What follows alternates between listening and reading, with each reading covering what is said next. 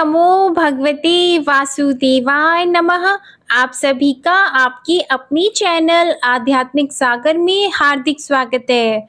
आज मैं आप सभी के समक्ष ज्येष्ठ मास के महात्म्य का अध्याय 24 प्रस्तुत करने जा रही हूँ। ज्येष्ठ मास महात्म्य के प्रथम 23 अध्याय हमारे चैनल पर अपलोडेड हैं। आप उन्हें प्लेलिस्ट में जाकर सुन सकते हैं। हमारे चैनल आध्यात्मिक सागर पर श्रीमद् भगवद गीता सार के महात्म्य और अध्याय की वीडियोस हर दिन नियम से अपलोड होती है। आप उन्हें भी जरूर सुनिएगा। वीडियो पसंद आए तो इसे लाइक करें, शेयर करें और नए हैं तो चैनल को सब्सक्राइब कर लें, जिससे हमारे आने वाले वीडियोस की नोटिफिकेशन आपको जल्द से जल्द मिले। तो आइए शुरू करते हैं ज्येष्ठ मास के महात्म्य का अध्याय 24। इस अध्याय में नरसिंह अवतार एवं प्रहलाद जी की कथा का वर्णन है। महादेव जी कहते हैं, पार्वती दिति कश्यपनी के 2 महाबली पुत्र हुए थे, जिनका नाम हिरण्यकश्यपु और हिरण्याक्ष था। वे दोनों महापराक्रमी और संपूर्ण दैत्यों के स्वामी थे। उनके दैत्य योनि में आने का कारण इस प्रकार है। वे पूर्व जन्म में जय विजय नामक श्री हरि के पार्षद थे और श्वेत द्वीप में द्वारपाल का काम करते थे। एक समय सनकादि योगीश्वर भगवान का दर्शन करने के लिए उत्सुक होकर श्वेत द्वीप में आए। महाबली जय विजय ने उन्हें बीच में ही रोक दिया। इससे सनकादि ने उन्हें शाप दे दिया, द्वारपालों, तुम दोनों भगवान की इस धाम का परित्याग करके भूलोक में चले जाओ। इस प्रकार शाप देकर वे मुनीश्वर वहीं ठहर गए। भगवान को यह बात मालूम हो गई और उन्होंने सनकादि महात्माओं तथा दोनों द्वारपालों को भी बुलाया। निकट आने पर भूत भावन भगवान ने जय विजय से कहा, द्वारपालों, तुम लोगों ने महात्माओं का अपराध किया है, अतः तुम इस शाप का उल्लंघन नहीं कर सकते। तुम यहाँ से जाकर या तो 7 जन्मों तक मेरे पापहीन भक्त होकर रहो या 3 जन्मों तक मेरे प्रति शत्रु भाव रखते हुए समय व्यतीत करो। यह सुनकर जय विजय ने कहा, मानद, हम अधिक समय तक आपसे अलग पृथ्वी पर रहने में असमर्थ हैं, इसलिए केवल 3 जन्मों तक ही शत्रु भाव धारण करके रहेंगे। ऐसा कहकर वे दोनों महाबली द्वारपाल कश्यप के और अदिति के गर्भ में आए और महापराक्रमी असुर होकर प्रकट हुए। उनमें बड़े का नाम हिरण्यकश्यपु था और छोटे का हिरण्याक्ष। वे दोनों संपूर्ण विश्व में विख्यात हुए। उन्हें अपने बल और पराक्रम पर बड़ा अभिमान था। हिरण्याक्ष मद से उन्मत्त रहता था। उसका शरीर कितना बड़ा था या हो सकता था, इसके लिए कोई निश्चित मापदंड नहीं था।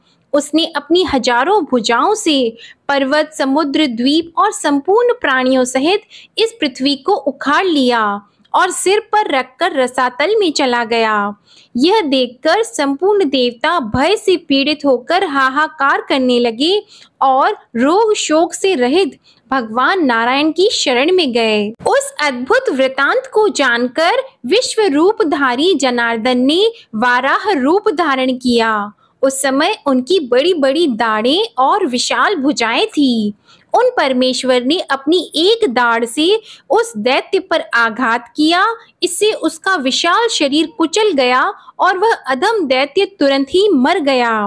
पृथ्वी को रसातल में पड़ी देखकर भगवान वाराह ने उसे अपनी दाढ़ पर उठा लिया और उसे पहले की भांति शेषनाग के ऊपर स्थापित करके स्वयं कच्छप रूप से उसके आधार बन गए। वाराह रूपधारी महाविष्णु को वहां देखकर संपूर्ण देवता और मुनि भक्ति से मस्तक झुकाकर उनकी स्तुति करने लगे। स्तुति के पश्चात उन्होंने गंध पुष्प आदि से श्री हरि का पूजन किया। तब भगवान ने उन सबको मनोवांछित वरदान दिया। इसके बाद वे महर्षियों के मुख से अपनी स्तुति सुनते हुए वहीं अंतर ध्यान हो गए। अपने भाई हिरण्याक्ष को मारा गया जानकर महादैत्य हिरण्यकश्यपु मेरुगिरी के पास जाकर मेरा ध्यान करते हुए तपस्या करने लगे। पार्वती, उस महाबली दैत्य ने 1000 दिव्य वर्षों तक केवल वायु पीकर जीवन निर्वाह किया और ओम नमः शिवाय इस पंचाक्षर मंत्र का जाप करते हुए वह सदा मेरा पूजन करता रहा। तब मैंने प्रसन्न होकर उस महान असुर से कहा, दितिनंदन, तुम्हारे मन में जो इच्छा हो उसके अनुसार वर मांगो। तब वह मुझे प्रसन्न जानकर बोला, भगवन, देवता, असुर, मनुष्य, गंधर्व, नाग, राक्षस, पशु, पक्षी, सिद्ध, महात्मा, यक्ष, विद्याधर और किन्नरों से, मृग, समस्त रोगों से, सब प्रकार के अस्त्र शस्त्रों से तथा संपूर्ण महर्षियों से भी मेरी मृत्यु न हो सके, यह वरदान दीजिए। एवं अस्तु कहकर मैंने उसे वरदान दे दिया। मुझसे महान वर पाकर वह महाबली दैत्य इंद्र और देवताओं को जीत करके तीनों लोकों का सम्राट बन बैठा। उसने बलपूर्वक समस्त यज्ञ भागों पर अधिकार जमा लिया। देवताओं का कोई रक्षक न मिला, वे उससे परास्त हो गए। उस महाबली दैत्य राज ने राजा उत्तानपाद की पुत्री कल्याणी के साथ विधि पूर्वक विवाह किया।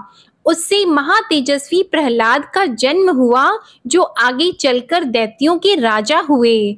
वे गर्भ में रहते समय भी संपूर्ण इंद्रियों के स्वामी श्री हरि में अनुराग रखते थे। समय अनुसार उपनयन संस्कार हो जाने पर वे गुरुकुल में अध्ययन करने लगे। संपूर्ण वेदों और नाना प्रकार के शास्त्रों का अध्ययन करके वे प्रहलाद किसी समय अपने गुरु के साथ घर पर आए। उन्होंने पिता के पास जाकर बड़ी विनय के साथ उनके चरणों को प्रणाम किया।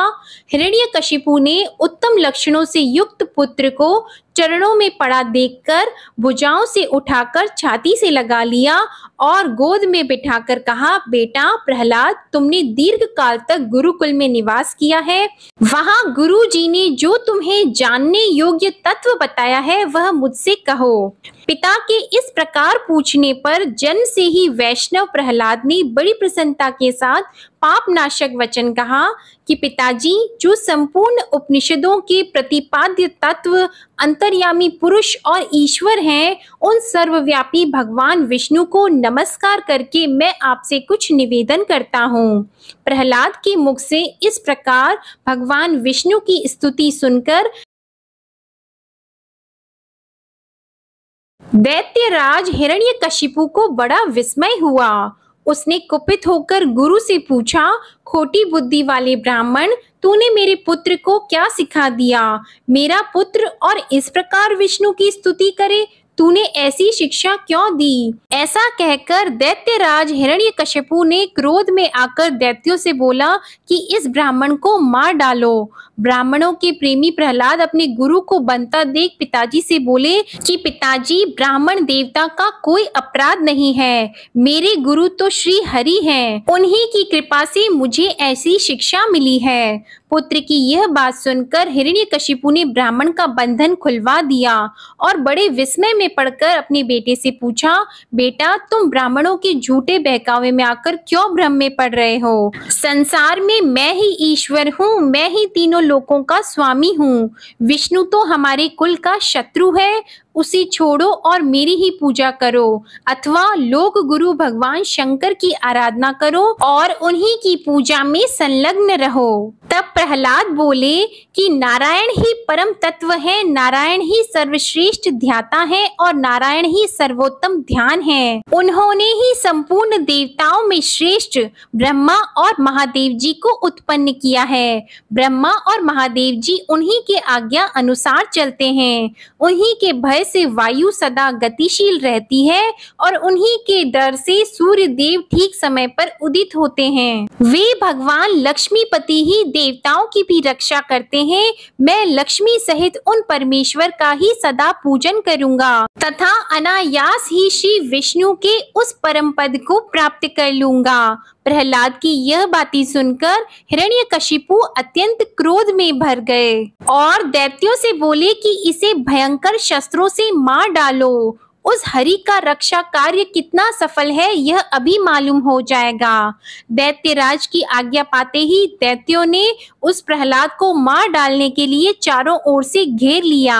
इधर प्रहलाद भी अपने हृदय कमल में श्री विष्णु का ध्यान करते हुए अष्टाक्षर मंत्र का जप करने लगे। इससे दैत्य उनके अंग में छोटा सा भी घाव करने में समर्थ न हो सके। इससे क्रोध में आकर दैत्यराज ने विषैले सांपों को आज्ञा दी कि वे प्रहलाद को काट खाएं, किंतु सर्प भी यह करने में असमर्थ रहे। इस प्रकार राजा हिरण्यकशिपु ने अपने पुत्र के वध के लिए बड़े भयंकर और निर्दयतापूर्ण उपाय किए, किंतु प्रहलाद को सर्वथा अवध्य देखकर वह विस्मय से व्याकुल हो उठा और बोले, प्रहलाद, तुमने मेरे सामने विष्णु की श्रेष्ठता का भली भांति वर्णन किया है। वे सब भूतों में व्यापक होने के कारण विष्णु कहलाते हैं।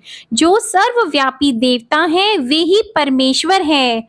अतः तुम मुझे विष्णु की सर्वव्यापकता को प्रत्यक्ष दिखाओ। इसलिए यदि विष्णु मुझे अपने बल और पराक्रम से जीत ले तो ईश्वर का पद प्राप्त कर सकते हैं। पिता की यह बात सुनकर प्रहलाद को बड़ा विस्मय हुआ।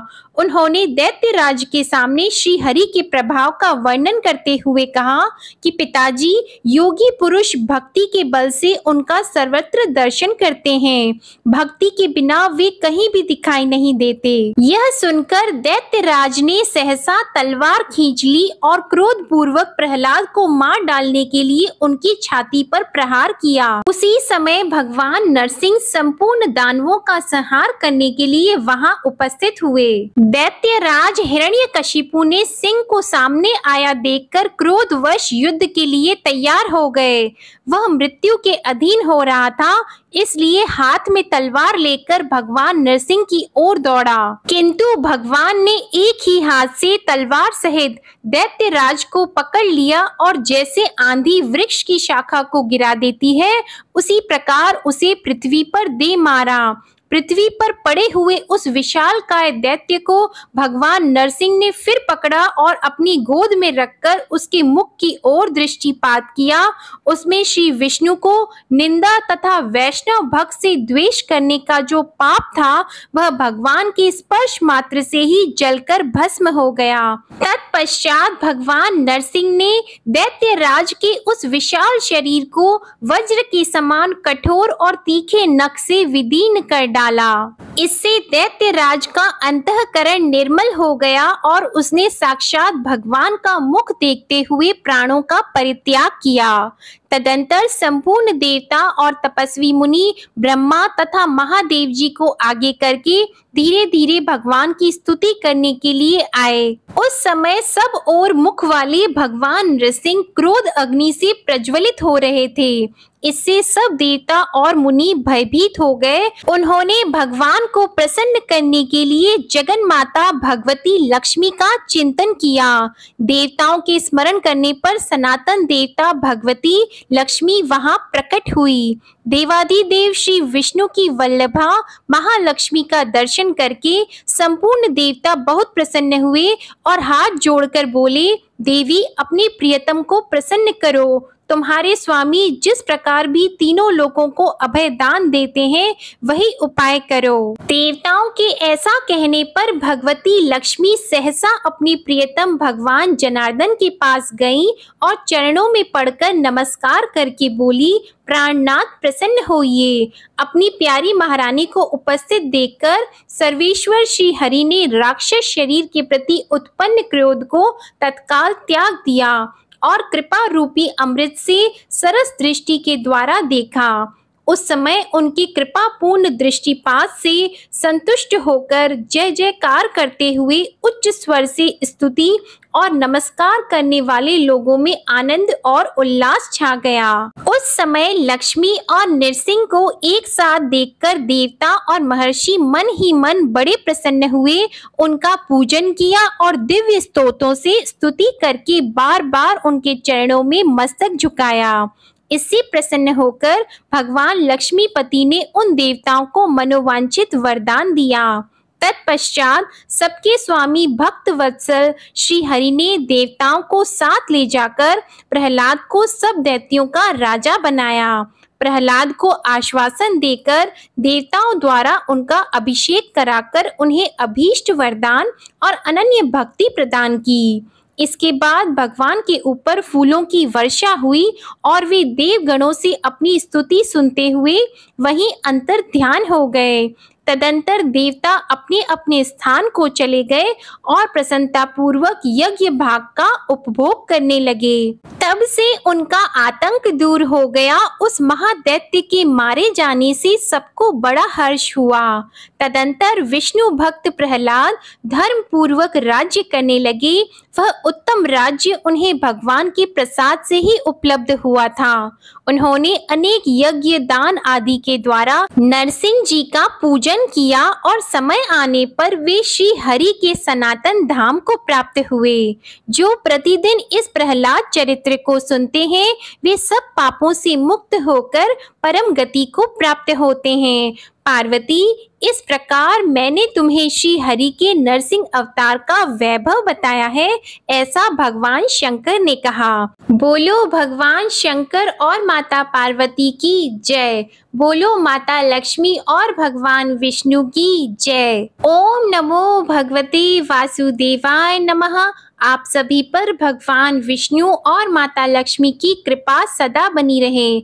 आशा करती हूँ आप सभी को ज्येष्ठ मास महात्म्य की कथा में आनंद आ रहा होगा।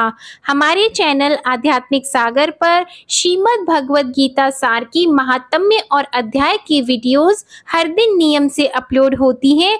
आप उन्हें भी जरूर सुनिएगा। हमारे चैनल को अगर अभी तक सब्सक्राइब नहीं किया है तो चैनल को सब्सक्राइब कर लें और वीडियो पसंद आए तो उसे लाइक करें, शेयर करें और कमेंट में ओम नमो भगवते वासुदेवाय नमः लिखना ना भूलें। धन्यवाद।